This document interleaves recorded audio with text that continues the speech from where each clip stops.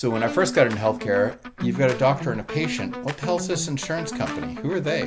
They just seem like a middleman. Get rid of them. But as much as it pains me to say this, the insurance company is more aligned with that patient's health goals than the doctor. Digital therapeutics have had a lot of success, whereas we envision doctors being a strong referral source. I'd actually say that the successful digital therapeutics have almost done everything in their power to bypass hospital systems.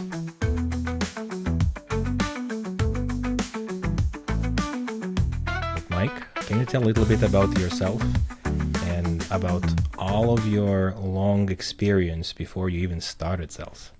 Are you saying I'm old? No, I have to say, looking at your CV, the first reaction was people feel blessed doing one company that's successful. And you look at your CV and you start to feel inadequate because there's so many great companies with a great exits. And now you're doing yet another great company. So how did it happen? Well, thank you for having me on Johanny.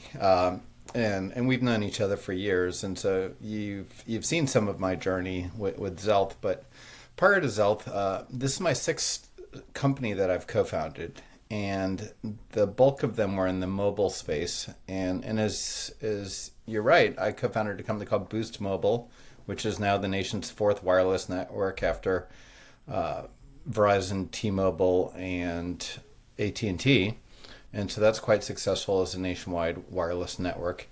And then I also co-founded a company called Swipe, a touchscreen keyboard that was put on, now it's on every iPhone and Android in the world. And so that was obviously massively successful.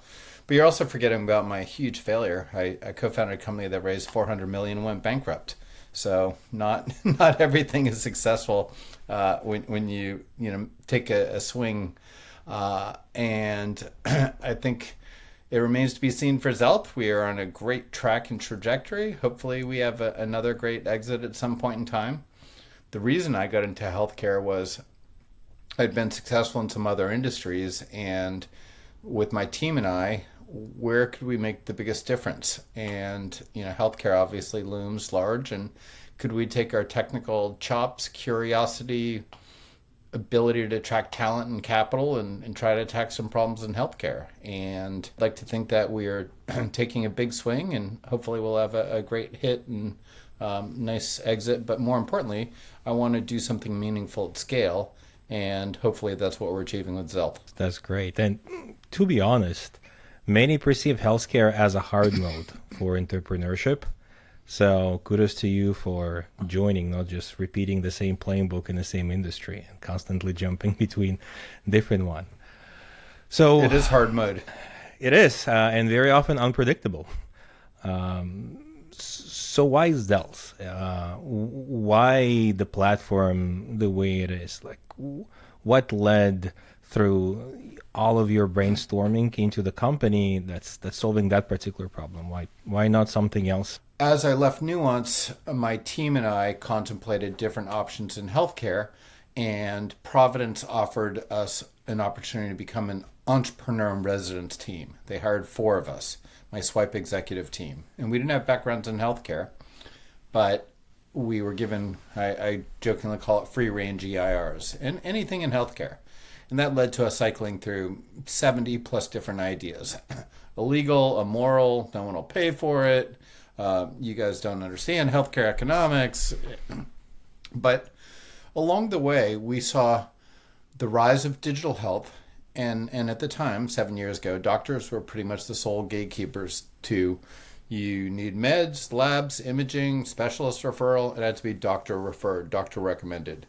And we thought that doctors would become a main distribution and referral source for digital health.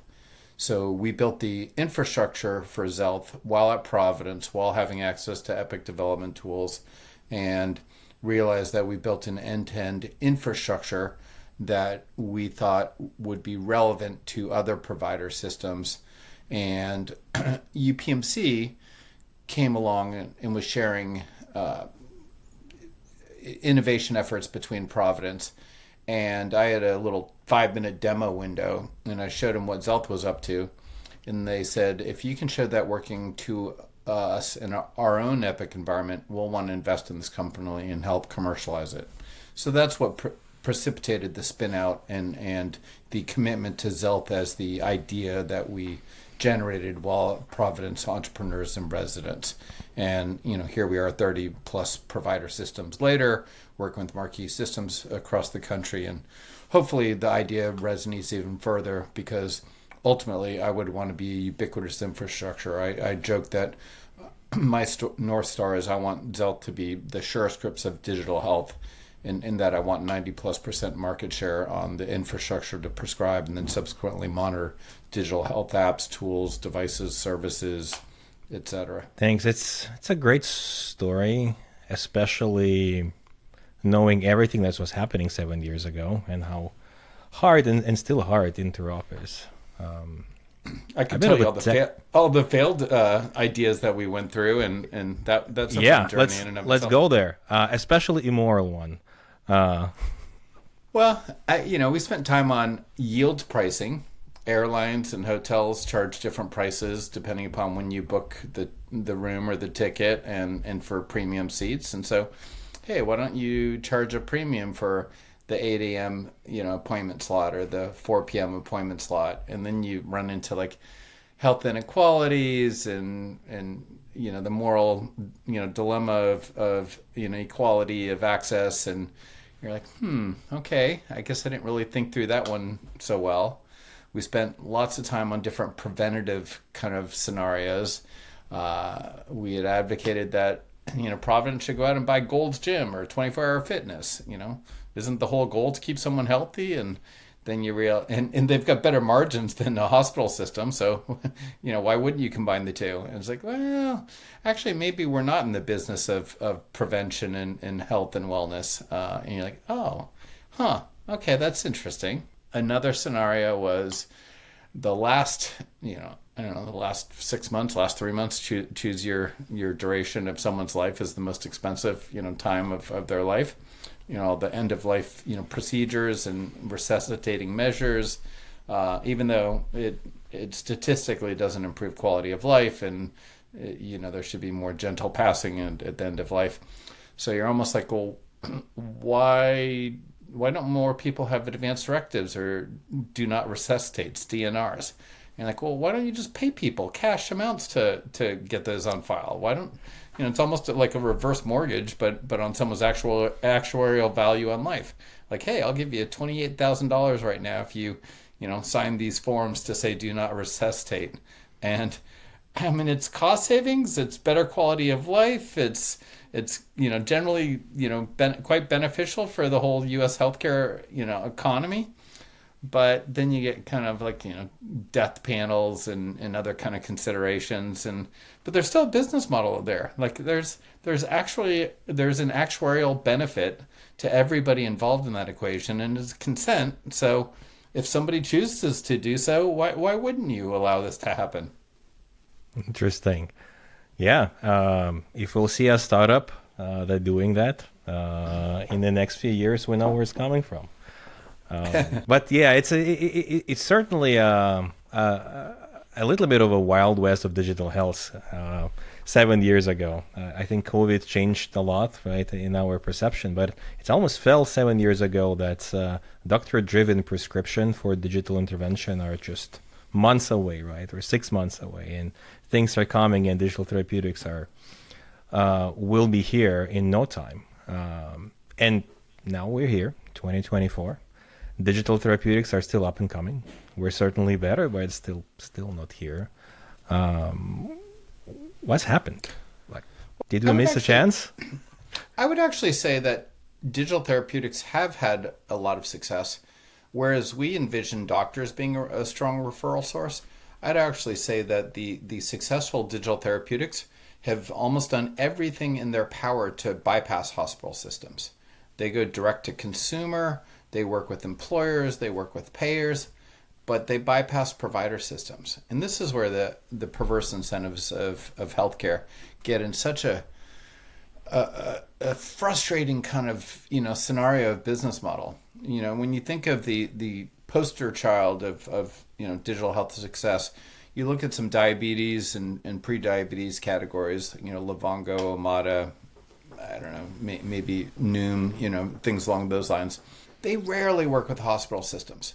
Hospital systems in a fee-for-service world don't get paid to manage patients in between episodes of care.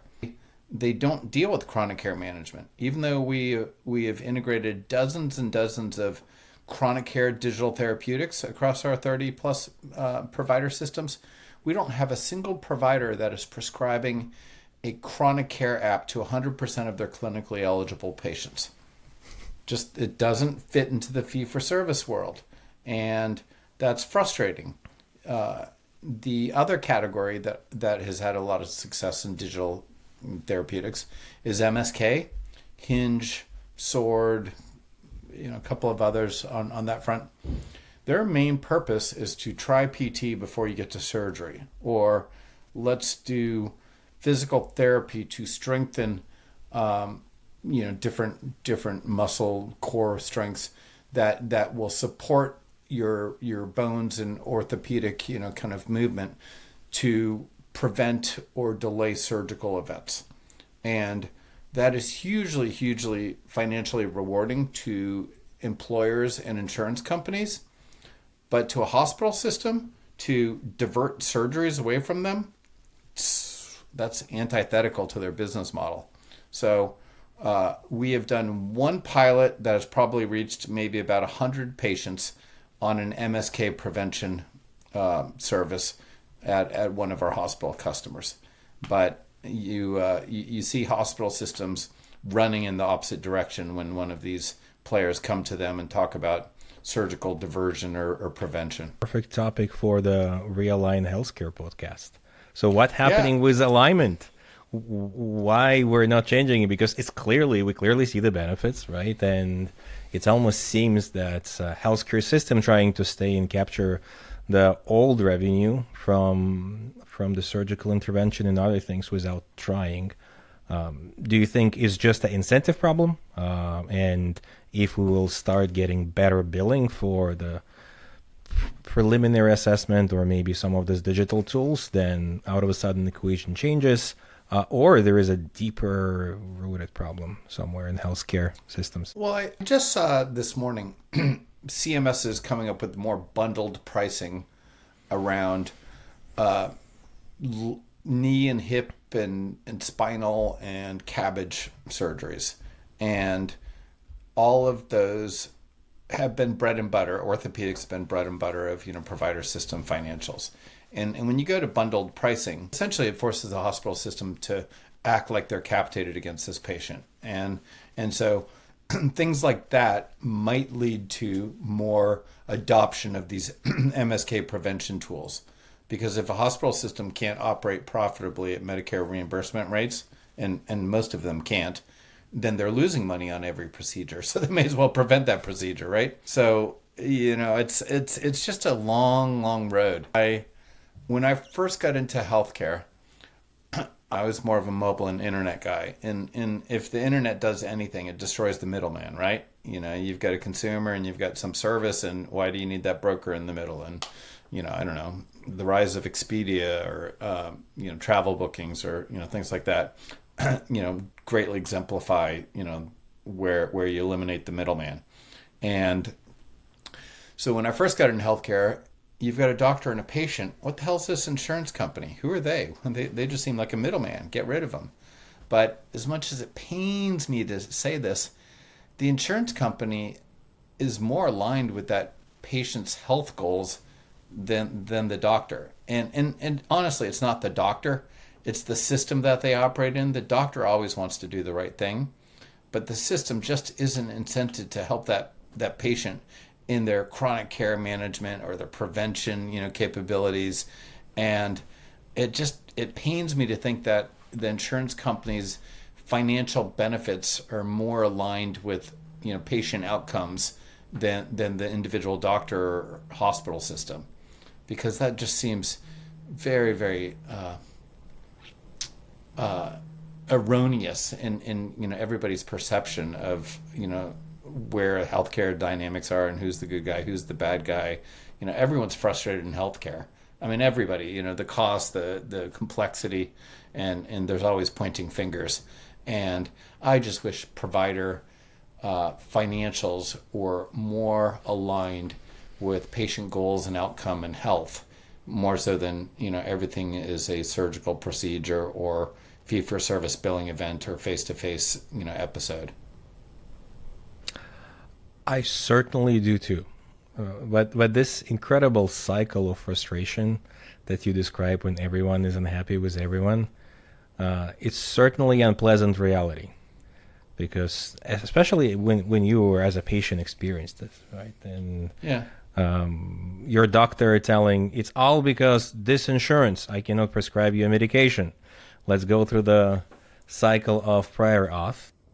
Yeah. And insurance telling no, this is your doctor. This is clearly on your doctor. Your doctor didn't read our particular guidelines for this.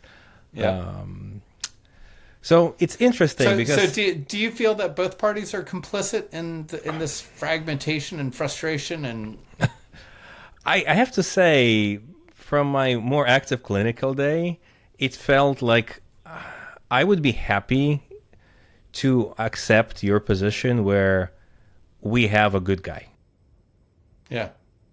We may not.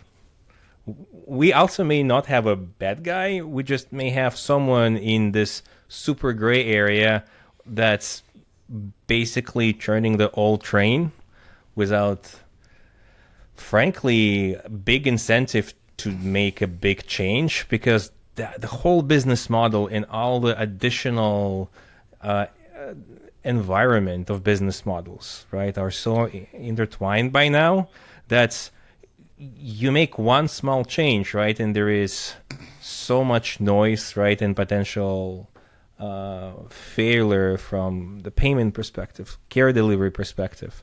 I'm starting to be a little bit concerned that we are reaching the point where are a little bit too complicated just to redesign. Yeah, I mean, it also pains me to think that why the hell are employers in healthcare? Why are they choosing plans? Why are they choosing benefits? Why are they choosing digital therapeutics? Or, that doesn't seem right. Yet, if you back out of that, they're the only player in healthcare that really is incented to drive down costs.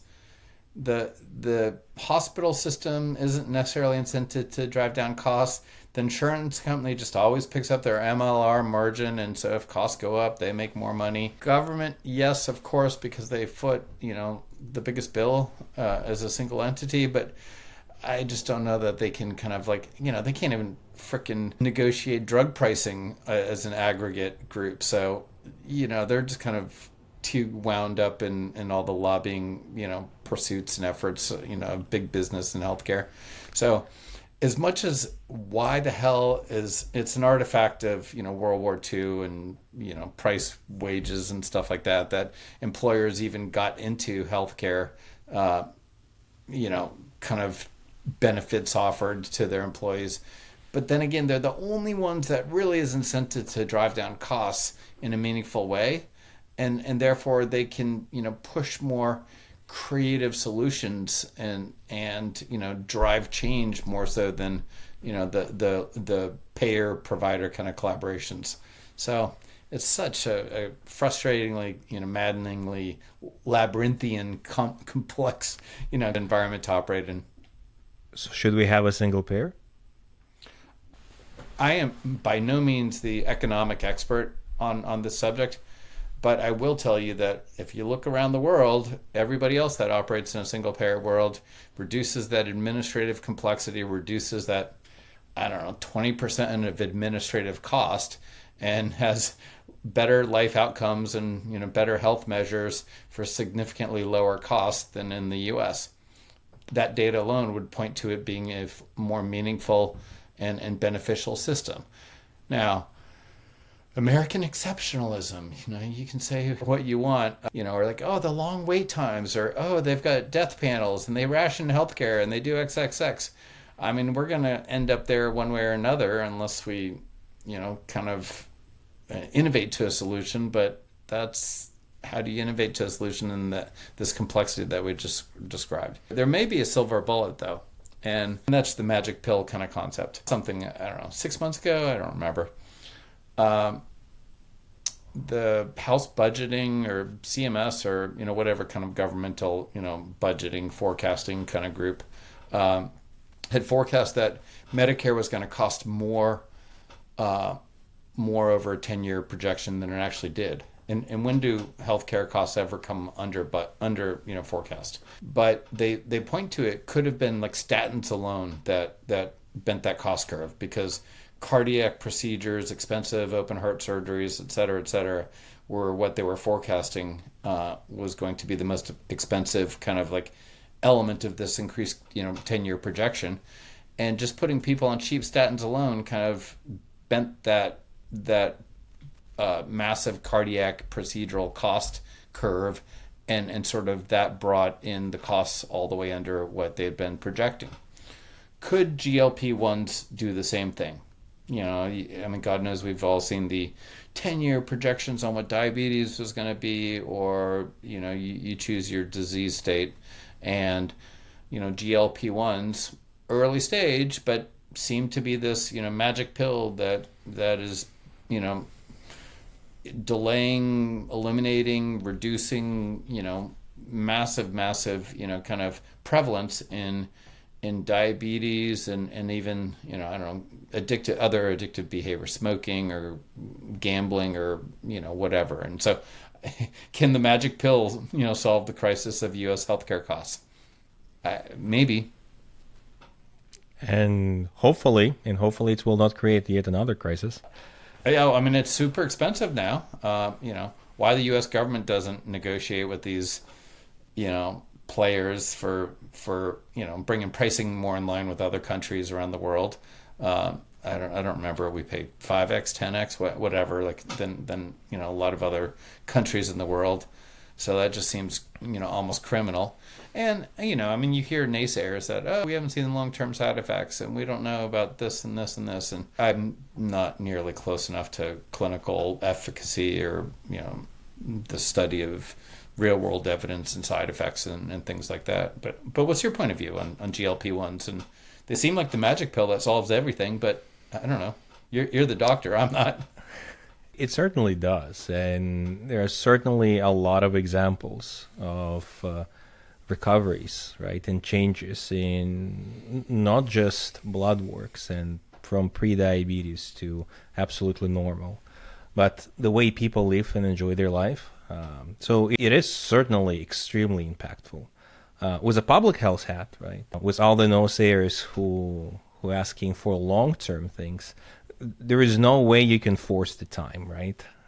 You need to look at a big enough population and a long enough time to see if there is anything else. So that part makes me nervous. That we may see something we've never been seeing before. I hope we will not, but that's usually how the big numbers work. You may, but so far, I've seen a lot of people who made incredible progress on that. Which actually raising an interesting point. Before all the GLP became this abundant, and pretty much seems everyone is taking it right now, right? That's to the point where we have extreme shortage and compounding pharmacies doing these things together. It seemed that the AI or digital health applications, right, for intermittent fasting, for other things, would be this additional semi-miracle pill for weight loss, right, and diabetes prevention. And it's worked, but didn't really work as well as the medication, right? Which was raising the big question with a lot of a digital intervention, right? Because if you have to do something, right, even if it's a technology assisted and relatively easy compared to regular diaries, versus I can just have a shot every other week and make an addiction.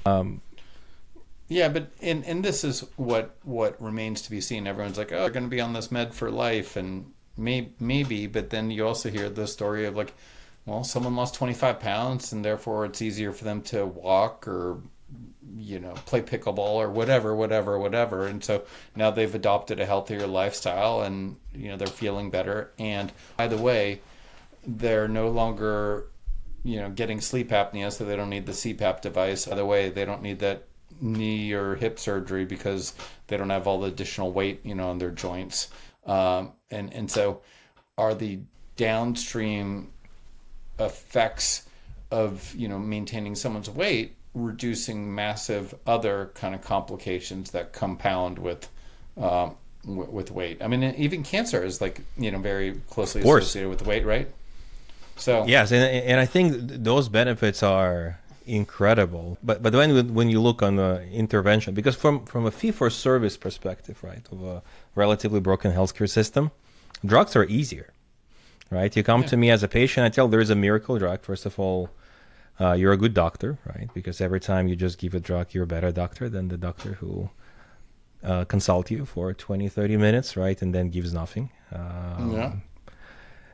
And then you don't really ask to make that many changes, right? Because a lot of the digital interventions where, okay, you have your personalized assistant and let's work together, right? And maybe let's use the systems that integrate this data inside my EHR, and then I'll try to review it and help you to make changes. But it's inherently way less comfortable. So from a technology perspective, right? Do you think a lot of those interventions, I wouldn't say doomed, right, but pretty much being relegated to be a supportive fiddle, right? Something, or do you think still there is a chance, right, that we may find a very nice and interactive way for users to engage with those applications and maybe have a similar effectiveness to GLP-1 or some other tools? Well, I think, like most things in healthcare, it's a number of factors that compound to produce the best effect, right? And we have several customers that are they call it step therapy. They're not prescribing GLP-1s unless they're concurrently putting someone on, the Omadas of the world or the Vitas of the world or, Virtas of the world and things like that. So they see that in addition to just prescribing a med, is they're going to put them in one of these behavioral coaching kind of platforms that tries to promote lifestyle change. And so it remains to be seen if, that produces even greater effective outcomes and lower total cost of care than just putting someone on the pill, itself. So that's kind of one of the complementing things that we're kind of seeing out there in the market with some of our customers. And that's interesting because to a certain degree, that's almost sound like there is a adoption incentive now, right? For some of this intervention, because before it's very easy to recommend, right? It's very hard to onboard the patient, and then it's very hard to keep them inside the program. But now, when there is an inherent belief, right, in a GLP-1 and trust, I think for some of those programs, they may become more effective. What do you think? Yeah, early data is promising that we're seeing from some of our customers, and that's why they're experimenting with that. This kind of ties back to the earlier conversation. Xealth is negotiating contracts with several different payer organizations right now. We've typically only worked with providers, but when things are doctor recommended, they get significantly higher uptake in usage and persistence. So we've got data showing, 2 to 1,000% increase when the doctor tells a patient to do things versus the insurance company telling a patient to do things or the employer telling a patient to do things. And so with that level of adoption, that's valuable to the payers and employers. And so they're working collaboratively with the providers to incent the providers to adopt these things. And back to that MSK solution, that's kind of lined up where it's in the benefit of the payer, not necessarily in the provider, but somehow they coordinate a business model agreement whereby the payer is paying for it to get deployed and the provider is allowing it to happen at their system. And we're seeing that across diabetes, behavioral health, and MSK are the early tools and digital therapeutics that are being adopted and deployed in these payer-provider collaboration efforts we're negotiating. Interesting. So despite what may be seen from outside, because a lot of those solutions became way less visible, especially because of absence of those flashy rounds that seems to take place every week. But the real adoption may be growing. So maybe now we are getting out of the trough of disillusionment and more in the plateau of productivity. Could be. One thing that I think we've seen, honestly, for those big marquee apps, the Livongos, Amadas, Vita, Lyra, Talkspace, Noom, et cetera, et cetera. Their go-to-market and their ROI value proposition kind of resonated more with payers and employers. So they kind of went after them. They all realize they have an adoption challenge, and the payer employer markets are pretty well saturated, and so now they're all leaning towards providers, understanding that provider referral is more important. It provides the onboard, the adoption, as well as the persistence, because the providers like monitoring the patient's usage of that. So we're starting to see a lot of these bigger apps that had shunned the provider as a potential distribution channel now kind of coming to the table with wanting to work with the providers. And providers or clinicians, because I don't like using the word providers, are certainly looking to onboard and educate about yet another tool. Because, of course, in the whole 10 minutes of the visits, that's usually what you can do effectively. Yeah, but you know what? What's funny? We've prescribed out over 20 million things to patients, and we're kind of agnostic as to whether it's download this app or watch this video or, I don't know, receive this pre-surgical prep kit, whatever. 90 to 95% of the things we send to the patients are automated. No doctor or nurse is clicking the button. It's just if you see that this mom is pregnant and meets all these conditional conditions, and there are a couple of exclusionary kind of criteria, you just auto send them the pregnancy app. Or someone just got discharged from a surgical event, you auto put them on that PT rehab program. So you can create the rule to configure it with all the inclusion and exclusion criteria. Occasionally we see subjectivity, like we auto prescribe pregnancy apps to women, but if the mom is under the age 18, then you want a subjective oversight for a clinician to click that button. There could be lots of reasons why you might not want to auto prescribe that app to a young woman in that scenario. So there's lots of different scenarios as to when you might want to manually prescribe things to patients versus just automating it for the care continuity protocols that hospital system had defined for patients in those kind of conditions. Automatically, I love it. I think from the clinician perspective, any magic that happens around the care journey, where I don't have to click one more time, makes me very happy. And Xealth sees all the appointment scheduling, the surgery scheduling, the discharge events, the new diagnoses, a lab result, a med prescribe event. Any of that can serve as a trigger to send something to the patient.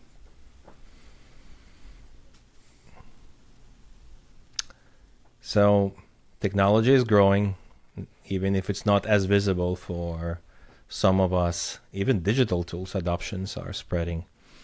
And now we're getting even more AI. It seems that right now generative AI is in every application. Yep. So what do you think will happen? Do you think we'll start prescribing more, or tools will get smarter and we will need less tools? I don't Can know just Epic solve all of our problem? You used to go to UGM, I presume. Yes. Were you there last week? Or no, but I follow this on LinkedIn. Some people did a very good job summarizing all the announcements, and I think they are looking to do everything. Yeah, that's one thing is like healthcare is way too big for one company to do everything, right? and companies have to kind of choose their lane as to what they're going to be excellent at and good at, and where they're going to let other kind of market forces create the need for another company. Just I mentioned SureScripts earlier. That's the need of a third party that aggregates multiple disparate kind of constituent groups, and that's kind of the same analog that we see for Xealth. And we integrate to an EMR, or multiple EMRs, Epic, Cerner, etc. Then we integrate to at this point 75 plus downstream apps and services and programs and tools and etc. And so that's only just kind of growing on each side on that node, hoping to create that kind of two-sided marketplace dynamic, like what SureScripts kind of created. But back to you just mentioned it, you hated doing another click. Clinicians are burnt out. The two use cases I see most prevalent of AI adoption in hospital systems is scribing. Obviously there's nuance. Now Microsoft with their Dragon or Dragon Ambient, etc. Abridge seems to get a lot of play and wins, but it's a fairly crowded space. There's Augmetics, there's Nabla, there's Chimera, there's Innovator, there's Suki. I actually know a lot about that space because of my time at Nuance, but I also angel invested in a company that Nuance bought, and so I tracked all the competitive dynamics in that kind of space there. But it's crazy at how quickly someone can build a scribing speech rec engine that seems to be good enough now in that market. But that seems to be. Go ahead. Let's double click on that.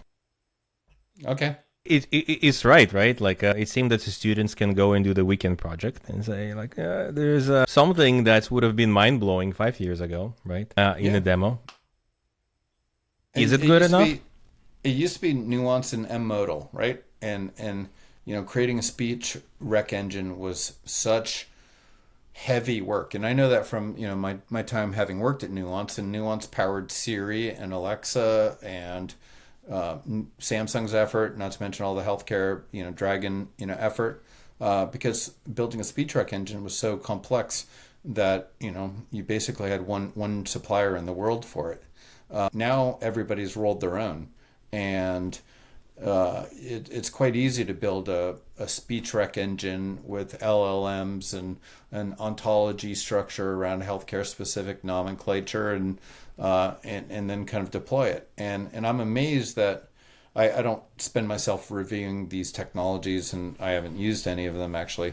But I'm amazed that I see headlines that Ochsner chooses some company for their scribing that I've never heard of before, and Kaiser chooses something I've never heard of before, and all these other companies announce that they've built these virtual scribing things and stuff like that. And I'm like, wow, so it's not just the big boys game anymore. It's kind of like any startup can configure it and work in a complementary fashion with the provider system. And oftentimes the providers are just choosing ones that they think are going to be more flexible to their discrete needs, or kind of maybe even more of a pro service kind of professional service kind of implementation than choosing the Dragon solution in and of itself.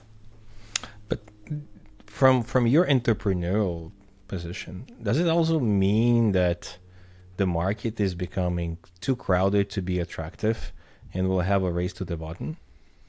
Yeah, so I some of those vendors I mentioned are actually giving away their voice scribing service for free.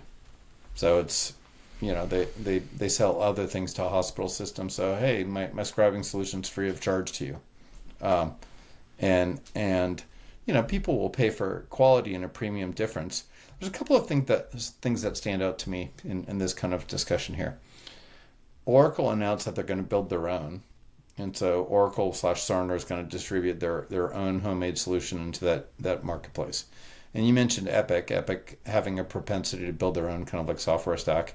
Why is Epic ceding this to Abridge and Microsoft and kind of the marketplace of n number of solutions? Why isn't why isn't Epic themselves trying to build a voice scribing service? So I think that's like a business model question of, did Microsoft and Epic cut a side deal to stay out of my lane, and I'll keep giving you Azure and Internet Explorer and other kind of like things that are foundational to Epic running its software stack. Who knows? Do you want to try to guess?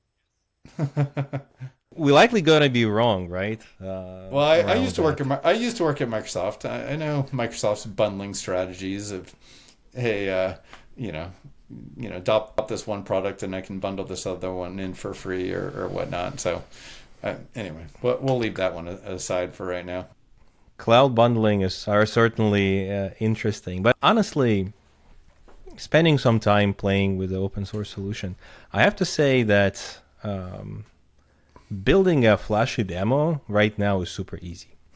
Yep. Building an enterprise level product that scales well across all the use cases is not trivial. And my working assumption to a certain degree is Epic is on the point where they set up their SLA expectation, right? And the service overall too high or so high with a lot of the CIOs that, even if there is a smaller point of failure, that may not be brand acceptable. Right. So, and again, that's a nice version, right, of this. There's many other one, but it's easier to experiment with someone else. If something happens, worst case scenario, it's average, right? It's not epic. Yeah. We just enable the channel. Well, here's a Xealth has executive forum sessions where we invite a bunch of hospital system, CIOs to kind of like share learned experience across our network. And I won't name names, but one of them was talking about how they were running a pilot with an AI service vendor. And they only had like 99 doctors using it, and they had a wait list of like 500. And it's like, wow, huge demand. And they said pretty much bar none on these 99, they were saving about on average an hour a day of work. Not the pajama time, not spending the weekends or nights, kind of like having to do the documentation. The scribing solution was taking care of that. I'm like, wow. So you only have 99 and you've got a wait list of 500. Why don't you just expand it? And I said, well, the vendor is giving us like some pricing on sub 100, and if we exceed 100 it goes to like enterprise pricing. And it's like, well, Jesus, like an hour a day time savings, like why don't you just expand to to those 500 and then to your whole system? And they were kind of like, well, we have X many thousand doctors, and if we were to pay the list price, that was going to be $20 million, and we're kind of contemplating how we come up with that in next year's budget. And like, well, geez, all these hospital systems talk about burnout and clinician efficiency and, save the staff. And, you save an hour's time, and like, okay, so that's $4,000 per day or per doctor. So that's 200 days a year on average. So that's $20 a day. Wow. So you save an hour's time, and it's like 20 hours a day. Like, can't you justify that? Like, well, to justify that $20 million, we'd have to, ask them to see more patients and increase our RVUs. And we can't do that. And it's like, well, why wouldn't you just let doctors pay for it out of pocket? $20 a day. I'm sure a lot of doctors would opt in and just pay for that out of pocket. And like, well, then we're implicitly stating that we're not supporting our doctors. And that's going to create a lot of ill will, and so we're in this debate here on how we're going to justify expanding this to all of our providers. And so that was kind of shocking for me to hear, because I would have thought that sort of productivity gain of a doctor's time would justify the ROI for that spend, but it was being deliberated. In closing, I heard that scribing does a better job of upcoding. It does a better job of documentation. So they're seeing an increased reimbursement rate around visits that have a scribing solution involved in it. And so that was the justification of expanding it to the system, access to all doctors in the system. Wow. Several interesting points here. Like, first, yet another alignment problem. We kind of want to do it, but then we cannot, and we're too shy to tell that you have to pay because you see the real incentive around that. That sounds about right. So, question to that: if there is so much benefit, right, and we know it's almost feel like a GLP-1 version for clinical practice. Yep. We know it works. Should it just be a public utility? Should the government just say, you know what? Let's negotiate one for everyone who practices for Medicare or Medicaid and just get one. I don't see government choosing. I mean, the government could reimburse, just like they did the, what was the underlying meaningful use? Yeah, meaningful use. Reimbursed for adoption of EHRs. You could potentially do something like that against scribing in and of itself. I don't know if that's what you need to do. I mean, there's the overall drive to efficiency, and if you Medicare cuts reimbursement rates every single year anyway, and there becomes this cost benefit of like, okay, how do I get myself to be more efficient, and is this one of those tools? So I don't know. Get a free tool, but at least you'll be paid less. Yeah. Well, I started by saying like the two areas, I guess, of AI that you see the most adoption of provider systems. One is this whole scribing kind of like service. The second is in-basket management. Certainly post-COVID, more patients are emailing the doctor, these random questions that take a long time to answer aren't necessarily reimbursed, and so how do you cut down the volume and the noise without requiring doctors to have to spend a lot of time handcrafting lots of different responses to disparate patient requests via email and MyChart messaging and things like that. So there's a lot of AI around canned answers in response to patients, or letting more self-service kind of like activities be driven from email and chatbot kind of responses. I can see that working. You see it in customer service kind of efforts in most enterprises, airlines or banks or insurance companies, et cetera, all kind of have like services along those lines. Sometimes they're happy experiences and quick hit and answer things. Other times they're even more frustrating, and then you just resort to going back to the phone and picking up the phone call, and so you're doubly frustrated that you had to put the effort in twice. So remains to be seen where that one lands. I can only speak based on my own experience here now as a customer, aka patient. Certainly designing automated system is a lot of fun, right? And there is a lot of a spreadsheet work of how much time and money you will save. But then you start experience a lot of that, right? And it's not only healthcare. Every time you call right now, you get yet another bot, right? That sounds even more and more human, but for some reason getting dumber and dumber every time you talk with it. And it's getting extremely frustrating, right? To get an answers. And so the real question is, are you afraid that in our digitally enabled run for optimization and scaling resources, because a lot of this is well-intended, right? No one is doing it out of the bad intent. But are you afraid that we may create a two-tier healthcare system where doctors, or actually patients that may be able to afford to have a concierge doc with a real phone number where they can call directly the doc, will just be able to get answers fast, and all the rest of us will interact with myriads of chatbots and chatbots and get automated in-basket messages and then some of the AI assistants and go through all the circles of hell before we actually see someone who resembles a human. Yes, highly likely, but this is where I maybe do have some optimism. Recently paid for One Medical. It's now owned by Amazon.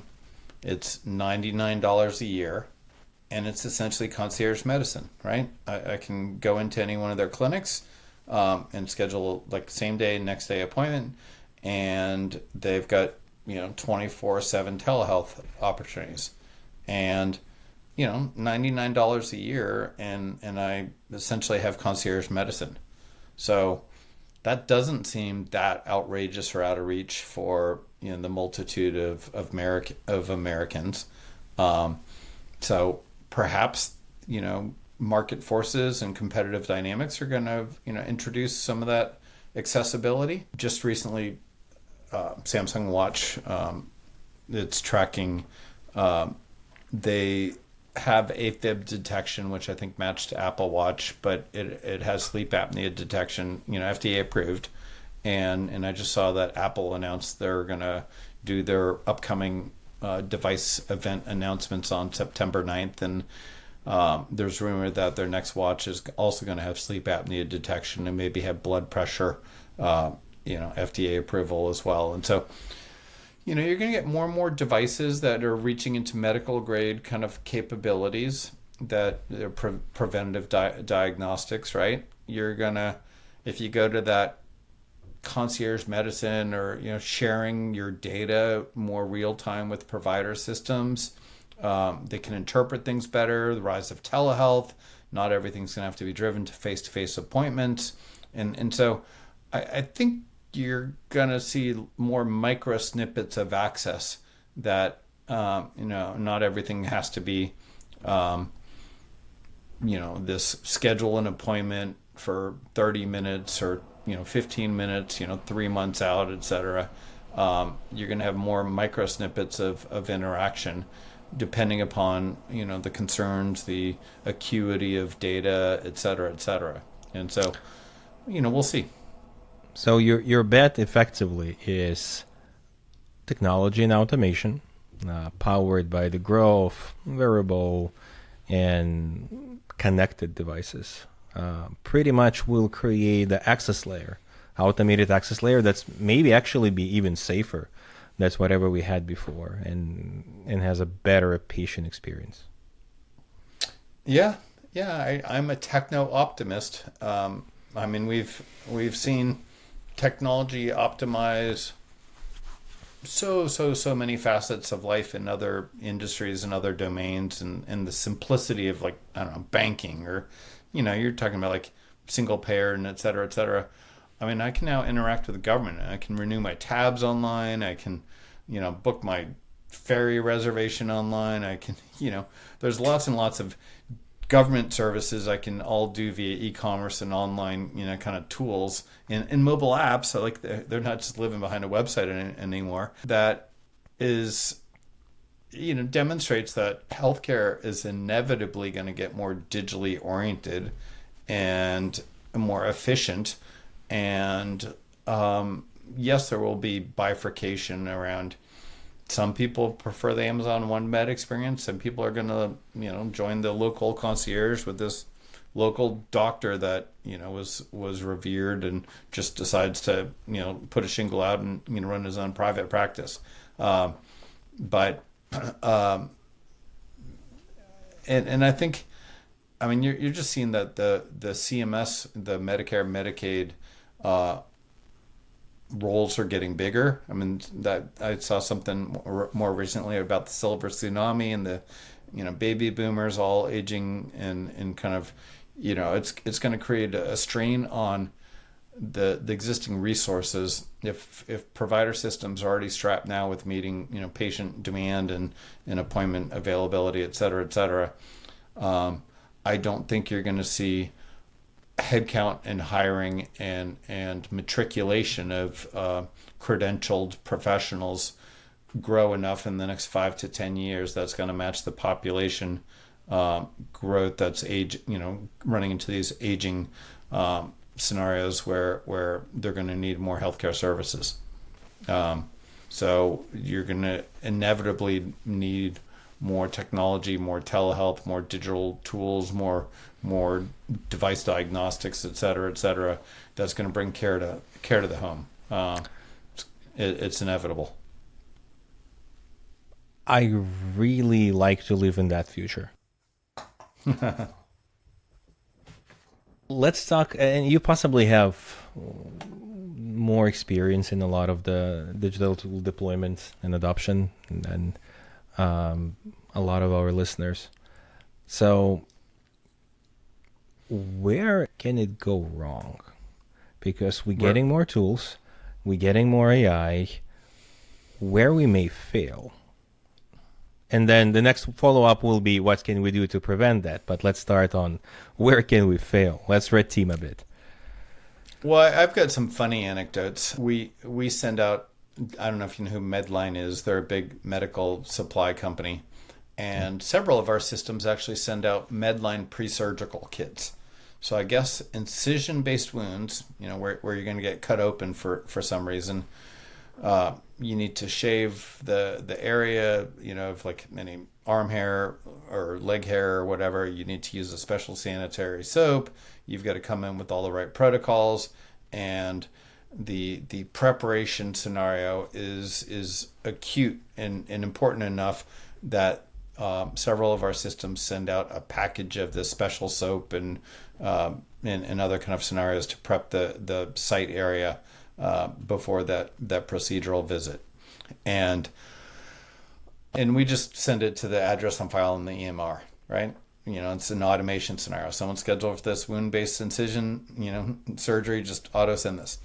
So we started getting, and we're not the ones actually sending the package. Medline's the one sending the package, but we transfer the address and file to them, and tell them the surgical date and et cetera, et cetera. Well, they started getting a large volume of returned packages, or not accepted or something like that, and it was to a PO box. And we're like, oh, where's this PO box that keeps returning all these packages?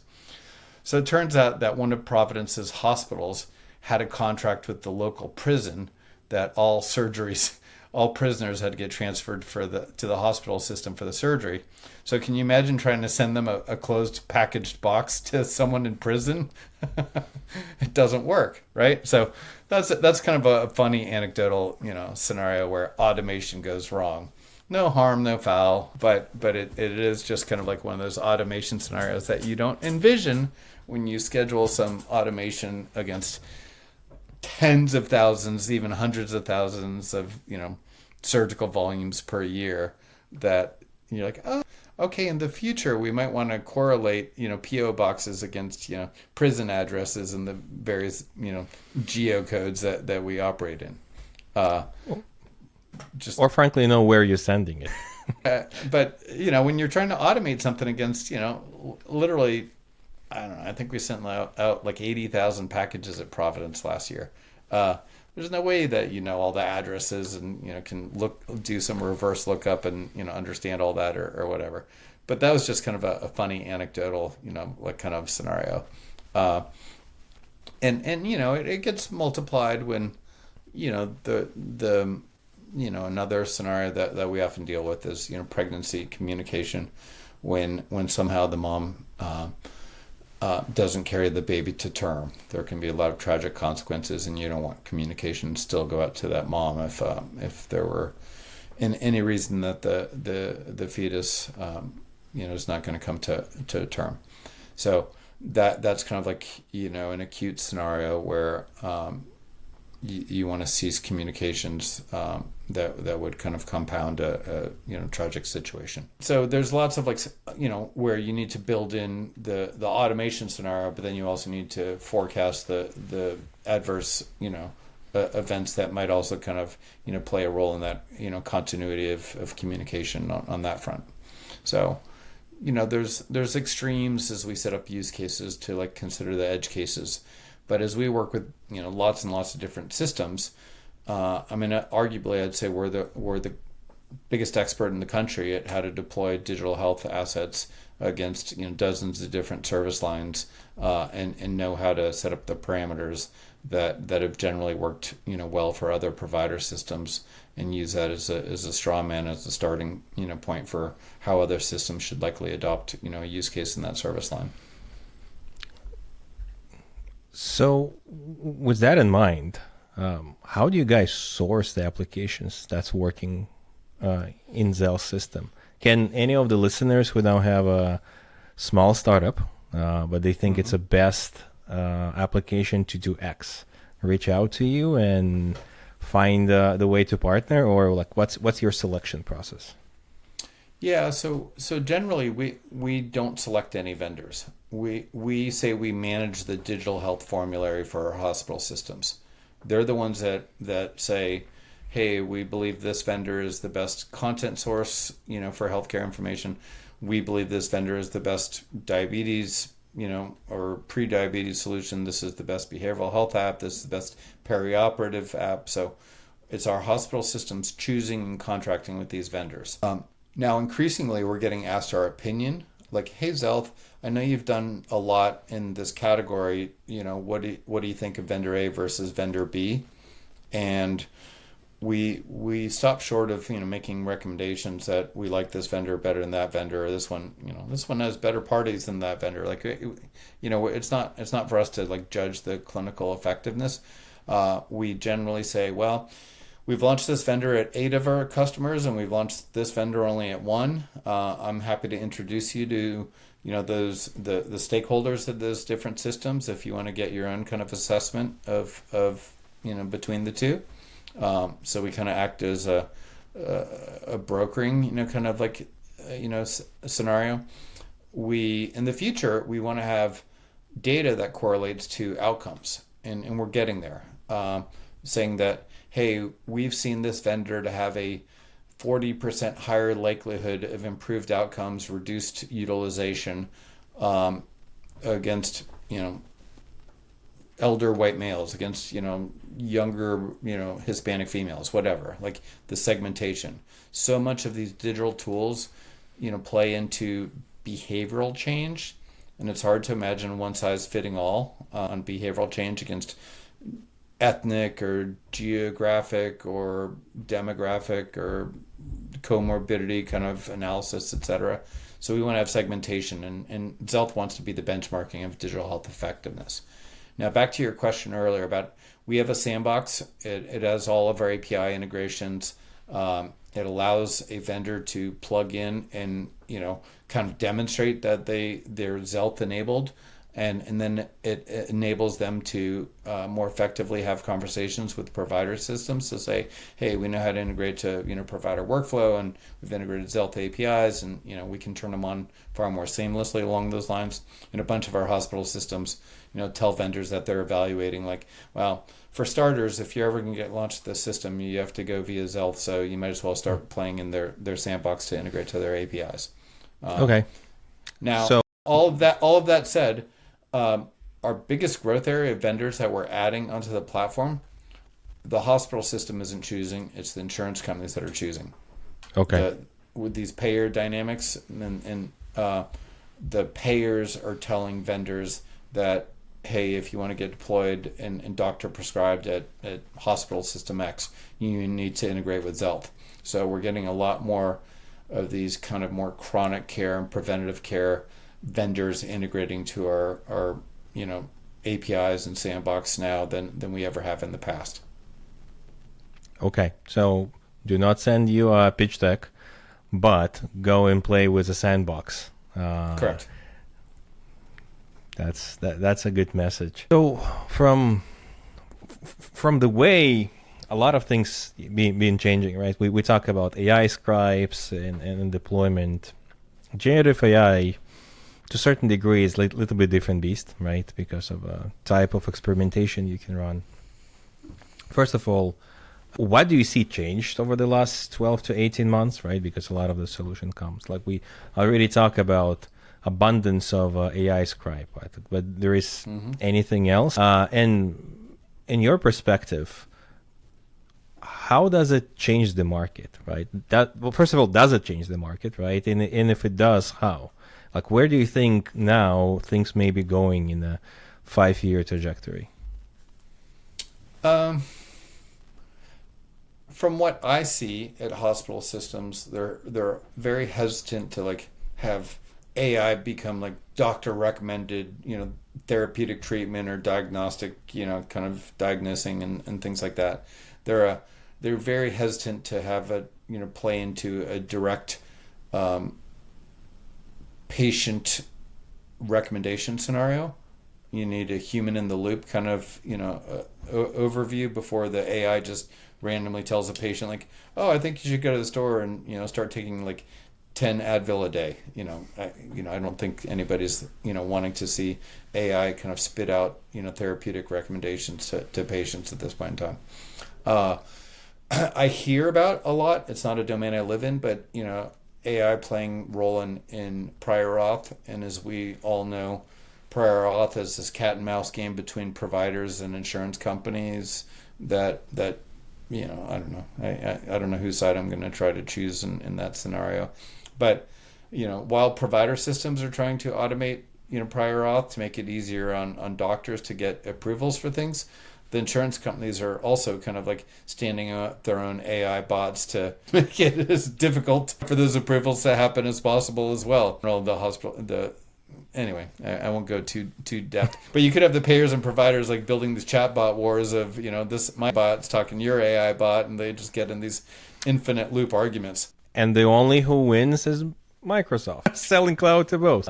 But Xealth itself, we aspire to use AI in patient comms and like, oh, for this patient, let's craft the message in this manner, this tone of voice, and in this patient, let's do it in that way. We've done some experiments. We haven't actually deployed it or implemented it, and it would have to go through a lot of approvals at hospital systems. We've built a lot of configuration tools so that like when you define a use case and who do you want to send it to and what's the comorbidities and what's the inclusion analysis and what kind of clinical types, and do we want to limit it to just doctors or nurses or whatever. A lot of configuration, kind of like drop down kind of menu structures of setting up a use case. But what that kind of obfuscates is what the use case definition is, and what the kind of high level goals of that use case are, and the inclusion and exclusion criteria for kind of like review of, if somebody wants to review all their automation scenarios, like, hey, what are we sending to all our colonoscopy patients? What are we sending to all our mammogram patients? What are we sending to all of our pregnant patients? Now that we just kind of build these rules and configuration tools, we're using AI to interpret the software code to then write text prose of layman's descriptions of the use cases. So, a lot of people are using text to then kind of create the software, code. We're actually starting with the software code and then, using AI to write the text prose, for documentation and in some cases like risk analysis at hospital systems. They want to have documentation of all the use cases and the rules and parameters of why, patients get sent what and under what criteria, et cetera. So it's just kind of like some funny different iterations of AI use. Any recent lesson learned around that you're willing to share? We're saving 2 hours of someone writing documentation that 2 hours per use case, and we've done, I don't know, we do hundreds of use cases per year. So, we've got thousands of hours in time savings per, just in implementing some AI code interpretation that was relatively easy for us to deploy. And those people are doing something else, or came after their jobs? No, they're doing other stuff. Something else, and you may well know this from your experience, creating test patients is hard. Yeah. Extremely hard.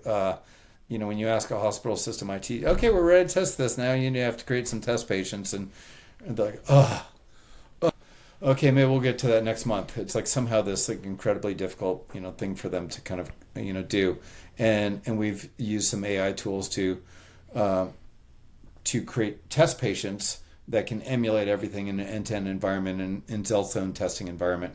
And we've kind of configured all of the API endpoints to emulate exactly the endpoints and I don't know, fire calls and HL7 calls and configuration parameters of each hospital system.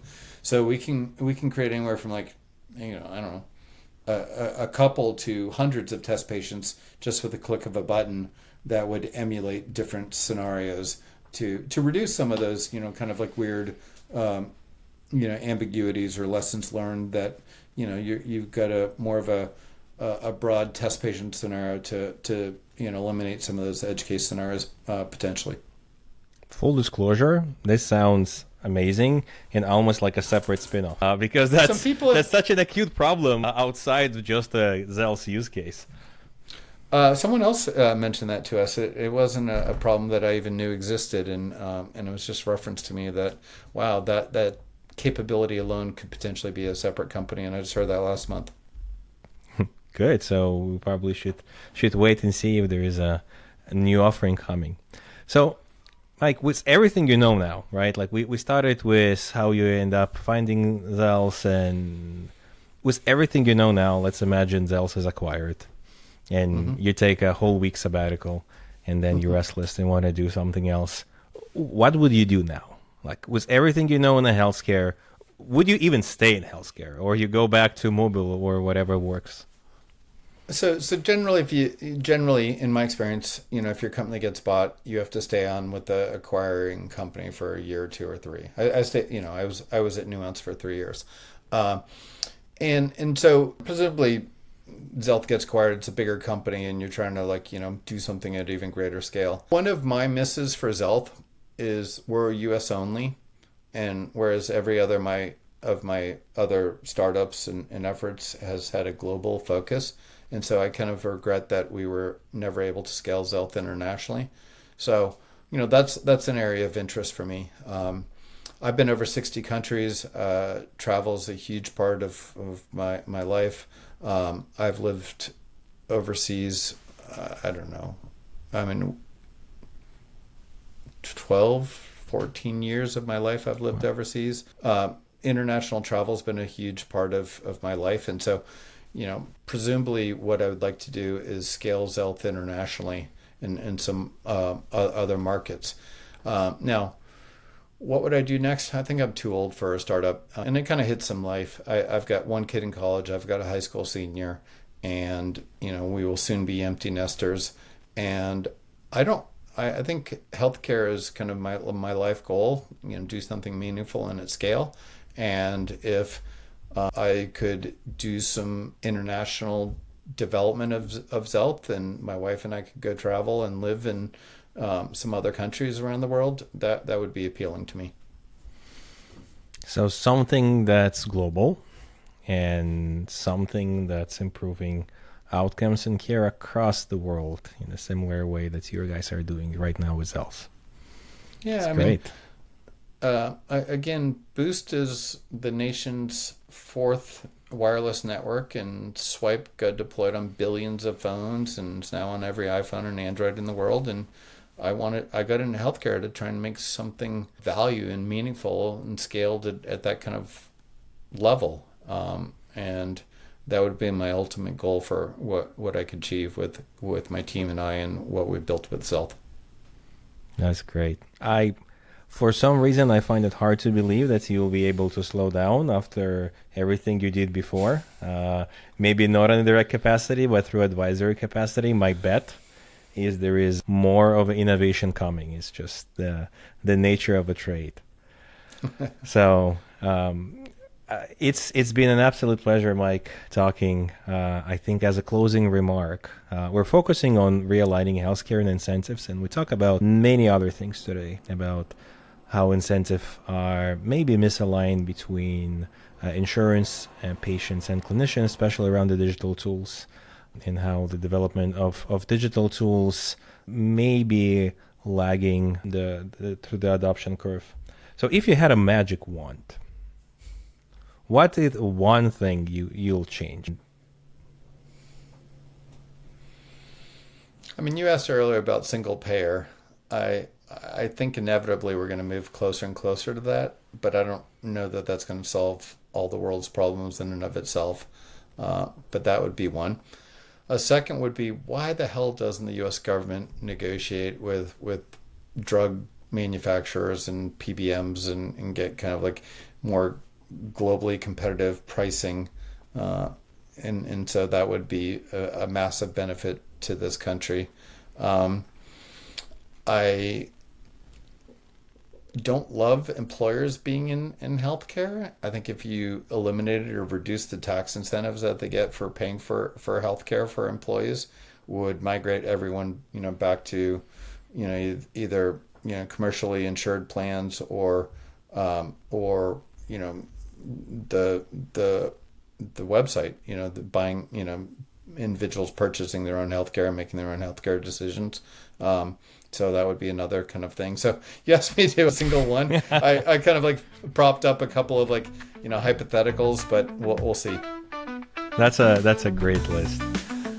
Mike, thanks you for joining us. It's been an absolute pleasure, and I'm looking forward to following your and Dell's success. Thank you, Yahani. Appreciate it.